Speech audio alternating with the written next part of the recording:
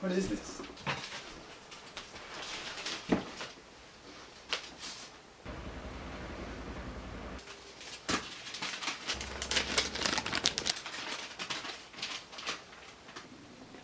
Dear Sam, please, for the love of God and all that is holy, do not watch this disaster film.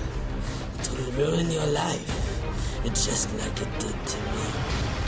Do not think about watching it. Don't even think about not watching it. The kangaroo will come and kick your ass, just like it did to me. From What the actual... Okay. There's only one thing I can do about this. Hello and welcome to today's Sam's Movies. I'm only going to say one thing. You have been warned. Proceed. Remember the 1986 film Stand By Me with that chubby kid that wouldn't stop talking throughout the movie? Well, he's actually still making movies now and looks nothing like he did since the film.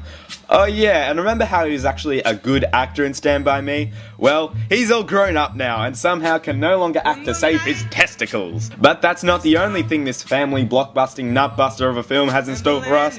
Backed by popular demand is Sam's Movies, the one and only Anthony Anderson!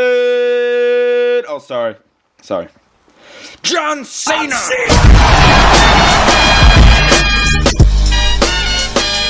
Okay, that was the same joke from Lock Bumps. Yeah. Run, Kangaroo Jack! So, we open up to a pretty cool beach with some pretty cool kids. And what's the first problem with this movie? Yep, you guessed it, a black stereotype. The kid likes to be some sort of superhero and saves Gerbil Jerry from drowning. So then they become BFFs for life. And then we flash forward to the future and he's a hairdresser? Okay, to be fair, I kinda saw that coming. We then catch Jerry helping out Anthony Anderson's character Lewis move TVs for his new job. However, what they don't know is that they're both engaging in illegal activity. The classic protagonist, fighting crime, or in the case of Kangaroo Jack, being the crime and running away from the cops. So after running through a factory to escape the cops, they get in trouble with, oh my god, Christopher Walken. Oh no. Their lives are spared by the mob, however to survive they must deliver a package to Outback Australia, or to be precise, Coober Pedy. It really does suck when the movie knows where it's going and we know where the movie's going. Oh, and seriously, there's even a plane scene with airport jokes? G'day, mate. They're my hairdressing What did this movie get again? hairdressing scissors. 8%. Stand By Me guy, Christopher Walken, and 8%. What the f? After one massive in-movie Tourism Australia commercial, Anthony and Jerry run over a kangaroo. Well, I guess at least they think they run over a kangaroo. And oh my god, this is where the hell starts, isn't it? They then take photos with a dead kangaroo, I can't believe I'm saying this, and dress it up with a jumper and glasses. Alright, okay.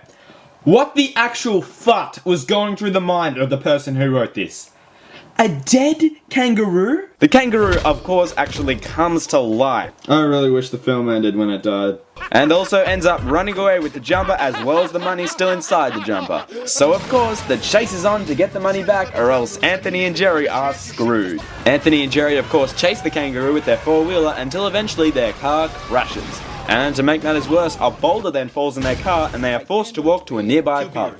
They both talk to a nice girl that they meet in the outback for a while before they are offered a plane trip by the legend himself, Bill Hunter. I somehow get the idea that Bill thought that this was going to be a good film.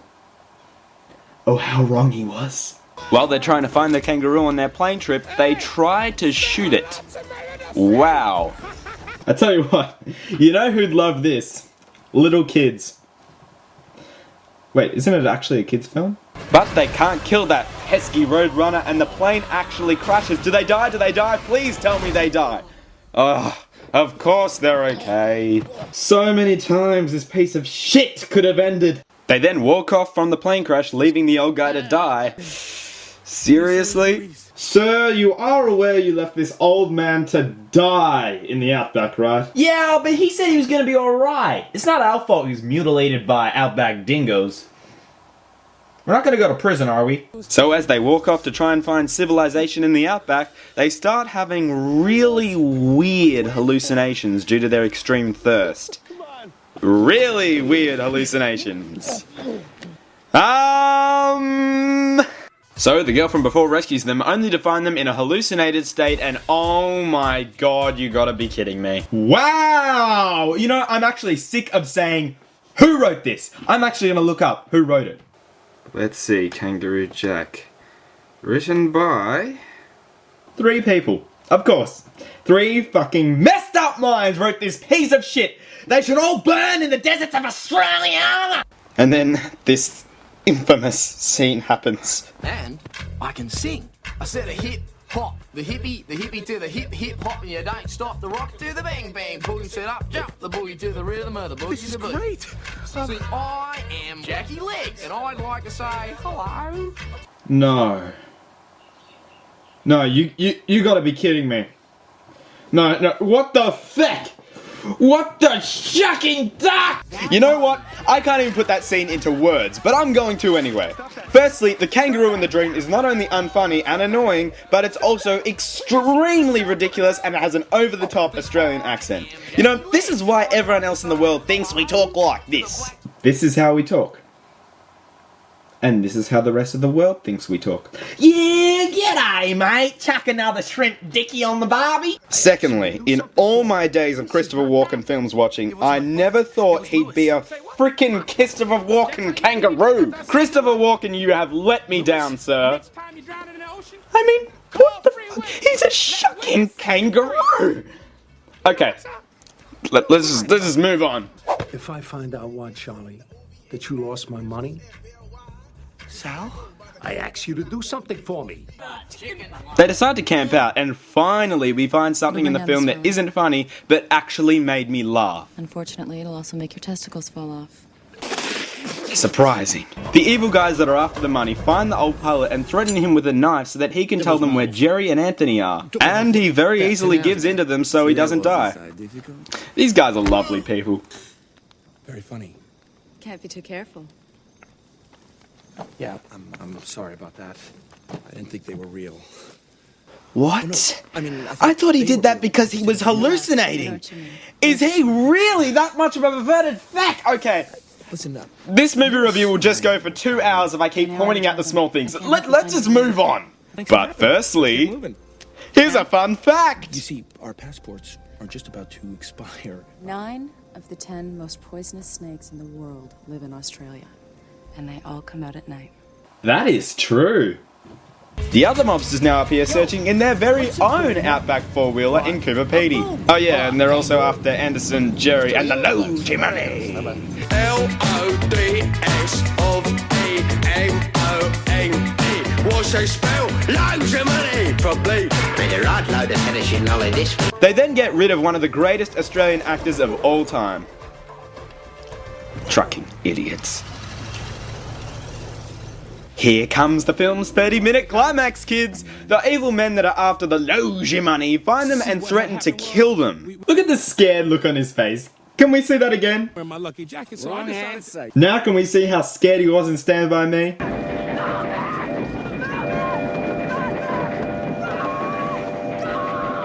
Yeah, it's the progression that counts, really. But they decide not to kill them when the girl offers to help them find the money, or else, obviously, she will die. When the girl is trying to find the kangaroo, Jerry comes out surprisingly like a badass, and finally gets the chance to be the Gordy in this movie by threatening a man with a knife with his own gun. Oh, and yeah, here comes the Arnie line. What do you do for a living that makes you so brave, Charlie? Really don't answer that. No sequel for you. I'm a hairdresser. Now drop the knife. Come here, Jesse. Yeah, we bad. This movie's Rotten Tomatoes percentage would have gone up about 4 more if he killed that guy.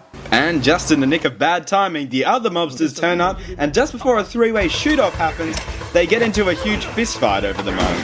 Weird. They finally catch the kangaroo and retrieve the money after an epic chase just like the one in Indiana Jones. This film is one big rip-off. There are so many knockoff moments, but by far the two that stand out are the Stand By Me climax one, well, that's really meant to be a tribute, and yeah, the Indiana Jones one just doesn't work, and it's a clear rip-off. This movie's shitty! They somehow pull up 350-pound Anthony Anderson from this cliché cliffhanger. They then eventually get up and grab the Loge money, only to see the last remaining mobster. This is from Sal Maggio. Frankie, we got the money back. He's about to shoot them all before a police helicopter shows up to arrest him, and no, not the helicopter, the three amigos, no! Shoot them now, please. Just leave it to Jerry to do something incredibly unlikely.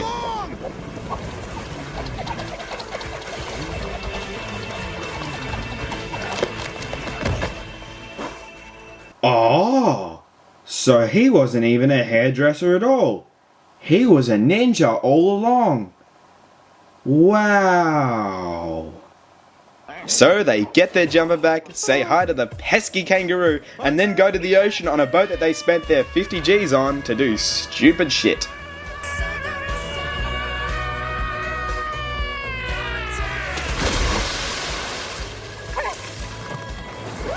And thank God it's over. Okay, I had to sit through 85 minutes of shit covered. Wait a minute. What? The movie's called Kangaroo Jack. It should end with me. I'm a serious, classically trained actor.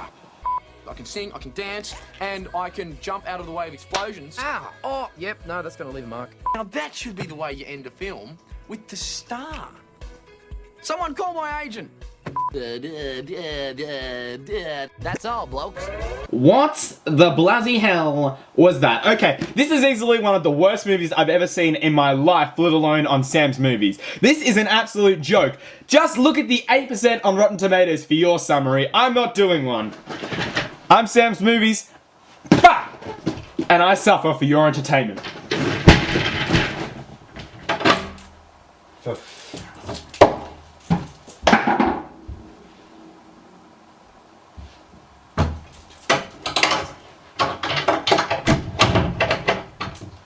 Oh shit!